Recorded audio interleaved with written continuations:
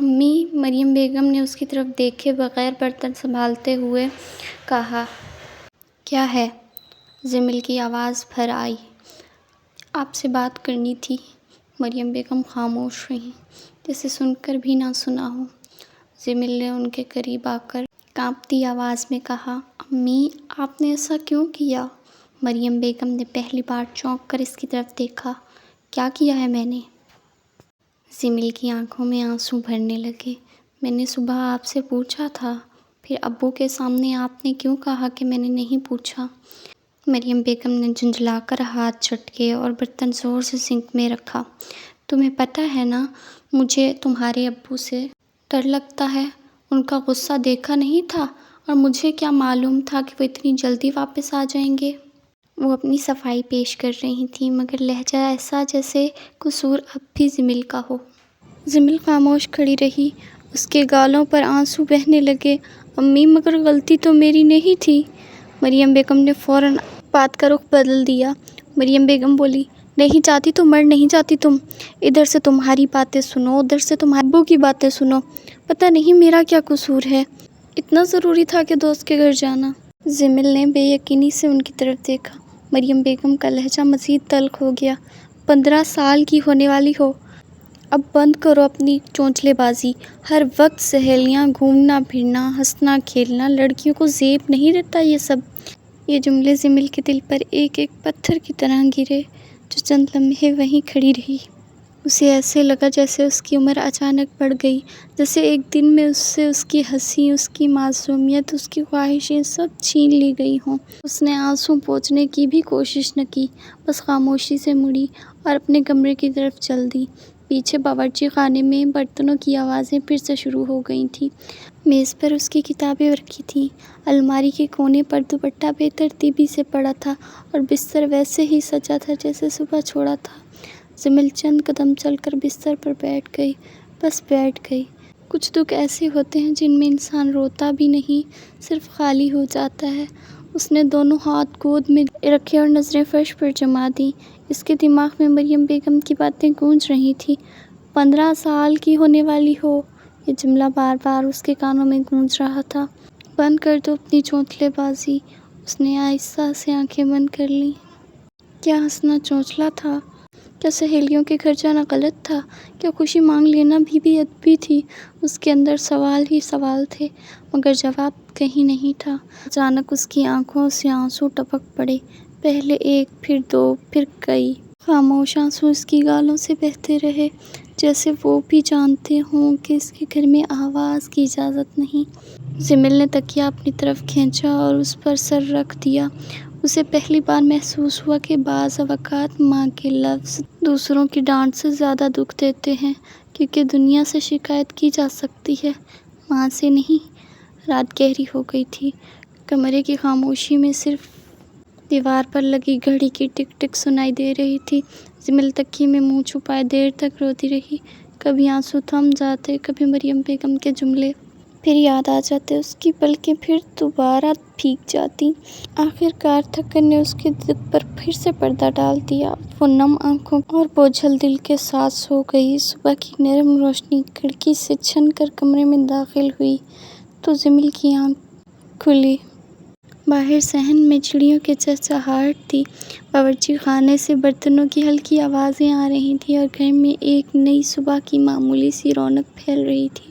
وہ چند لمحے یوں ہی لیٹی رہی، پھر آہستہ آہستہ رات کی باتیں ذہن میں ابھرنے لگیں، مگر آج دل میں کل والی تپش نہ تھی۔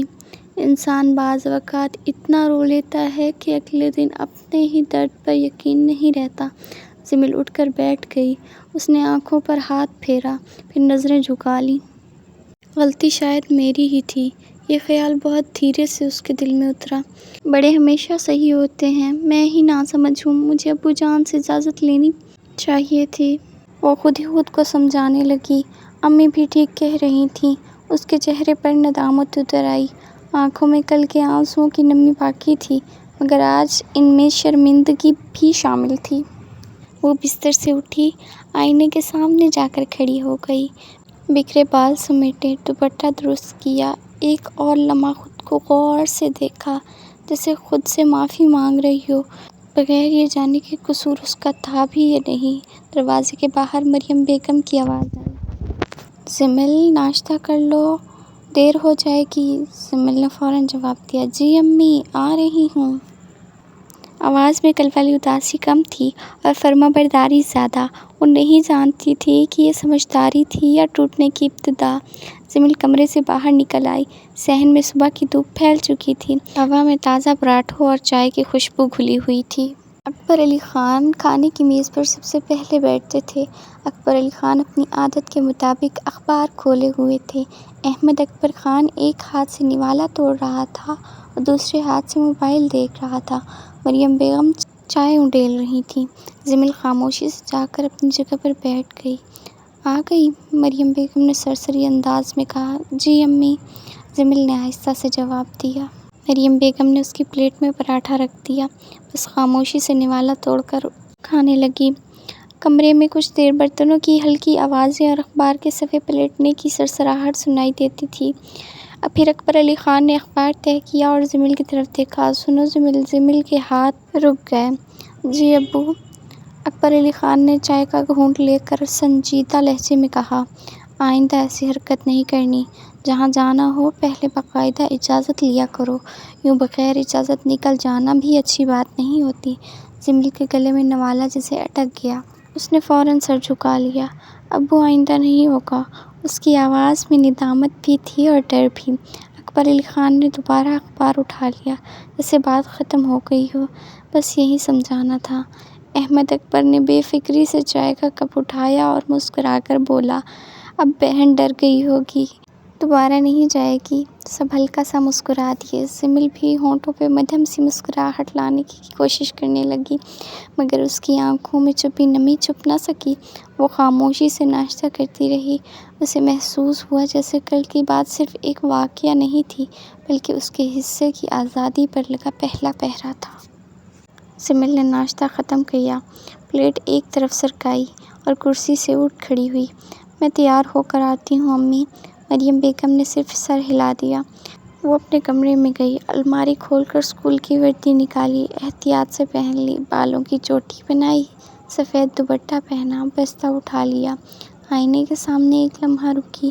چہرہ معمول کے مطابق تھا، مگر آنکھوں میں کل کی نمی باقی تھی۔ نظر چرا کر کمرے سے نکل آئی۔ اللہ حافظ۔ ہاں، سیدھا اسکول جانا؟ مریم بیگم نے باورچی خانے سے آواز دی۔ زمل نے آہستہ سے جی کہا اور گھر سے باہر نکل گئی۔ راستہ بھر وہ خاموش رہی۔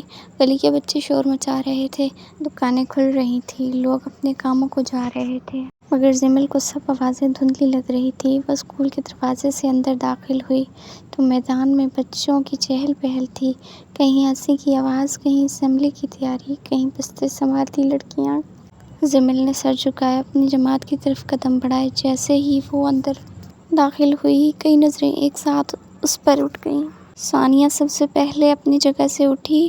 ارے زمل، تم آ گئی؟ پھر ندا اور سائرہ بھی اس کے قریب آ گئیں۔ کل کیا ہوا تھا؟ تمہیں تمہارا بھائی اچانک کیوں لے گیا تھا؟ ہم سب ڈر گئے تھے۔ گھر میں کچھ ہوا تھا کیا؟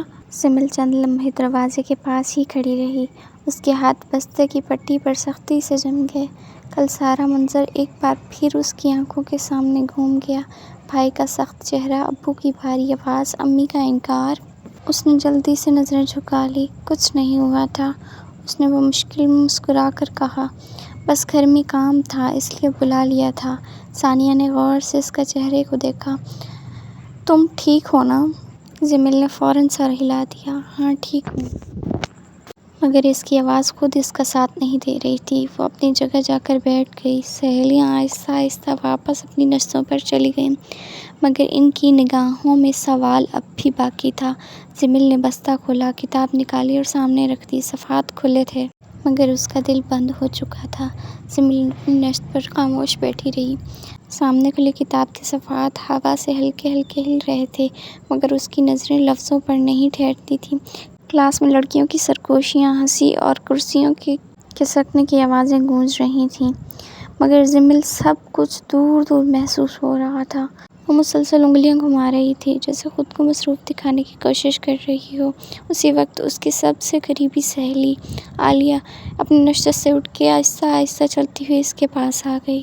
عالیہ نے جمیل کی برابر والی کرسی کھینچی اور بیٹھ گئی۔ جمیل نے چونک کر سر اٹھایا۔ ہاں؟ عالیہ نے غور سے اس کی آنکھوں میں دیکھا۔ کیا ہوا ہے؟ جمیل نے فوراً نظریں جھکا لی۔ کچھ بھی تو نہیں۔ عالیہ ہلکی سی مسکرائی مگر اس کی مسکراہٹ میں فکر چھپی ہوئی تھی۔ جھوٹ مت بولو۔ جمیل خاموش رہی۔ عالیہ نے آہستہ اس کے ہاتھ پر ہاتھ رکھا۔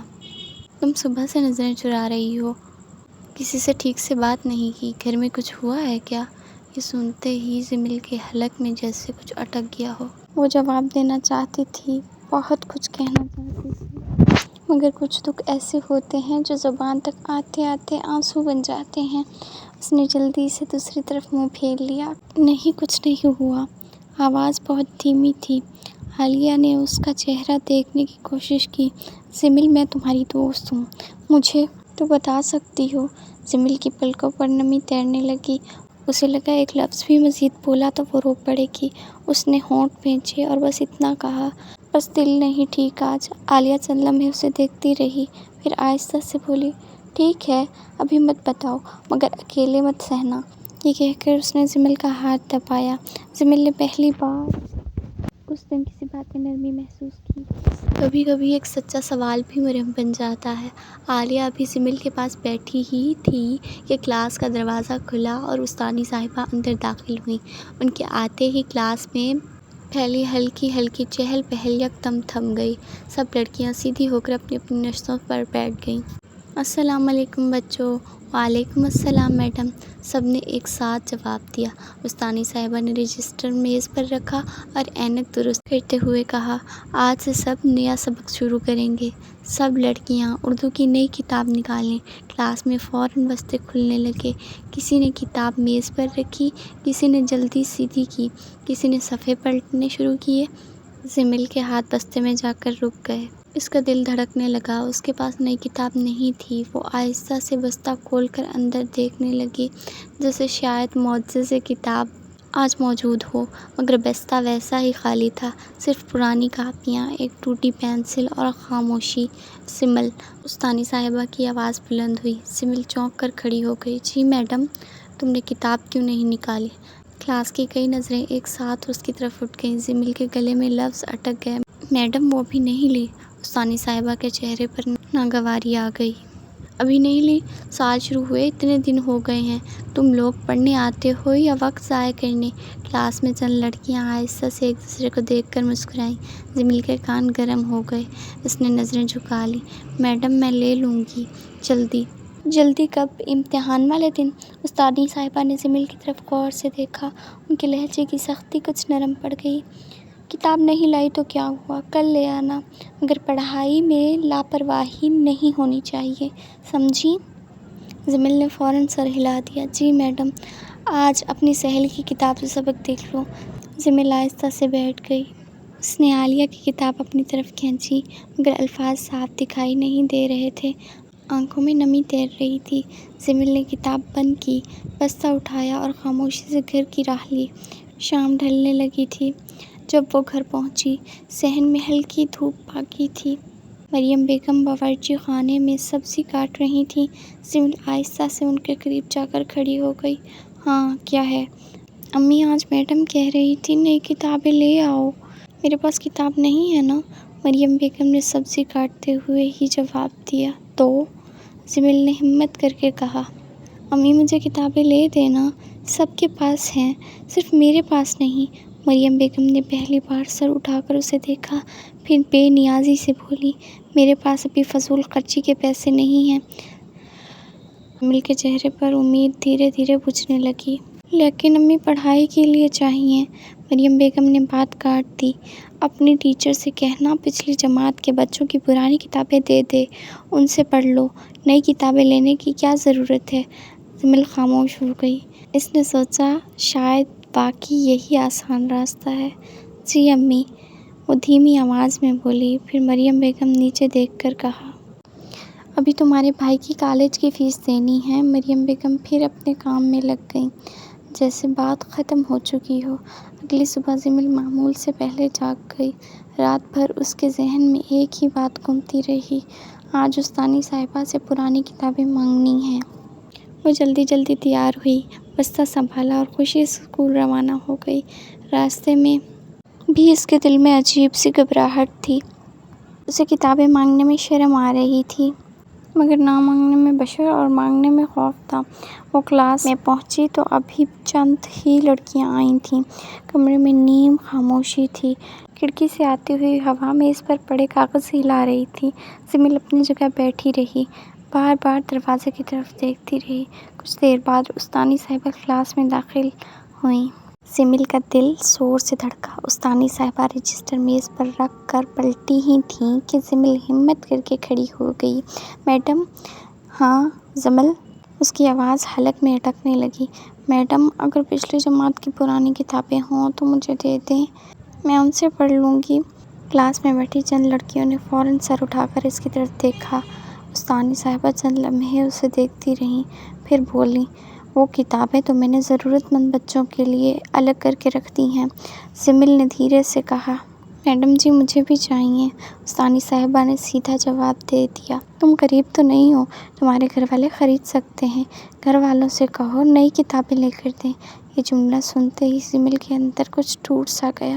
وہ خاموش کھڑی رہی۔ کاش کوئی جانتا کہ کوئی بھی گھرانہ غریب نہیں ہوتا، ضرورت سے زیادہ مال و دولت ہوتا ہے، لیکن صرف پیٹوں کے لیے۔ استانی صاحبہ سبق پڑھا رہی تھیں، مگر جمیل کے لیے ان کی آواز صرف ایک شور بن گئی تھی۔ کلاس کے کمرے میں دھوپ کھڑکیوں سے چھن کر فرش پر پڑ رہی تھی۔ پنکھا چھڑچھڑاتی آواز کے ساتھ گھوم رہا تھا۔ دیواروں پر لٹکے چارٹ ہلکی ہوا سے جنبش کھا رہے تھے۔ کہیں کاپیوں کے صفحے پلٹنے کی سرسراہٹ تھی، کہیں پنسل تراشنے کی آواز۔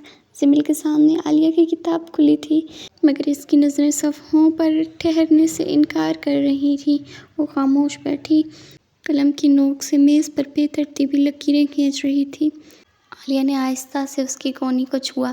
جمیل کیا ہوا؟ جمیل چونک گئی۔ کچھ نہیں، جھوٹ بول رہی ہو، عالیہ نے دھیرے سے کہا۔ ویسی نہیں ہوں، جمیل نے لب بھینچ لیے۔ وہ کسی سے کیا کہتی کہ اس کے گھر میں غربت نہیں تھی۔ استانی صاحبہ نے تختہ سیاہ پر سوال لکھا۔ چاک کی سفید لکیریں کالی تختی پر کھینچی گئیں۔ پھر وہ پلٹ کر بولی، سب بچیاں اسے کاپی پر حل کریں۔ کلاس میں فوراً قلم چلنے لگے۔ کوئی سر جھکا کر لکھ رہی تھی، کوئی سہیلی سی سرگوشی میں پوچھ رہی تھی، کوئی جواب ڈھونڈنے کے لیے کتاب کے صفحے پلٹ رہی تھی۔ جمیل نے اپنی کاپی کھولی، مگر ہاتھ رک رہے۔ عالیہ نے اپنی کتاب اس کی طرف سرکا دی۔ یہ دیکھ لو، میں بتاتی ہوں۔ جمیل نے پہلی بار اس دن کسی کی مہربانی محسوس کی۔ اس نے دھیرے سے کہا، شکریہ عالیہ۔ عالیہ مسکرا دی۔ دوستوں میں شکریہ نہیں کہتے۔ جمیل کی آنکھیں ایک لمحے کو بھر آئیں۔ کبھی کبھی انسان کا گھر میں کوئی اپنا نہ ہو تو باہر کی چھوٹی سی نرمی بھی پناہ لگتی ہے۔ اسی دوران گھنٹی زور سے بجی۔ اس کی آواز پورے اسکول میں پھیل گئی۔ کلاس کا سکون ٹوٹ گیا۔ لڑکیاں بستے کھولنے بند کرنے لگیں، کچھ ہنستی ہوئی باہر بھاگیں، کچھ اپنی بوتلیں اٹھانے لگیں۔ وقفہ ہو گیا تھا۔ عالیہ نے جمیل کا ہاتھ پکڑا، چلو کینٹین چلتے ہیں۔ جمیل نے فوراً ہاتھ کھینچ لیا، نہیں میرا دل نہیں ہے۔ عالیہ نے غور سے دیکھا، پھر آہستہ سے بولی، دل نہیں ہے یا پیسے نہیں ہیں؟ جمیل خاموش ہو گئی۔ یہ خاموشی ہی جواب تھی۔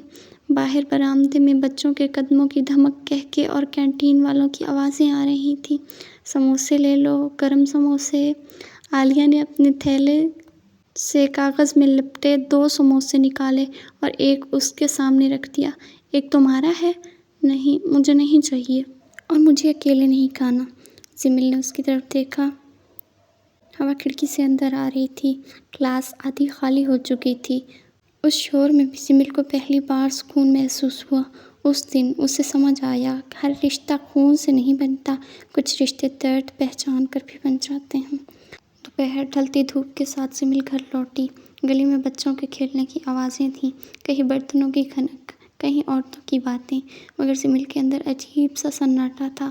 بستہ اس کے کندھے پر تھا، مگر جیسے بوجھ دل پر رکھا ہو۔ وہ دروازہ کھول کر اندر داخل ہوئی تو صحن میں مریم بیگم کپڑے طے کر رہی تھیں۔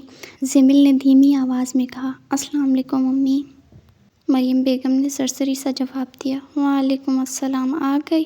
پھر فوراً پوچھا، روٹی بنانی بھی آتی ہے کہ نہیں؟ سارا دن اسکول میں گزار کر آ جاتی ہو، گھر کا بھی کچھ سیکھو۔ سمل خاموش کھڑی رہی۔ امی میں کپڑے بدل لوں پھر کر دیتی ہوں، پہلے اسکول پھر بہانے، لڑکی کو آخر گھر ہی سنبھالنا ہوتا ہے، یہ کتابیں تمہارے کس کام آئیں گی؟ ہر روز کی طرح یہ جملے آج بھی عام انداز میں کہے گئے تھے، مگر آج سمل کے دل پر زیادہ زور سے لگے تھے۔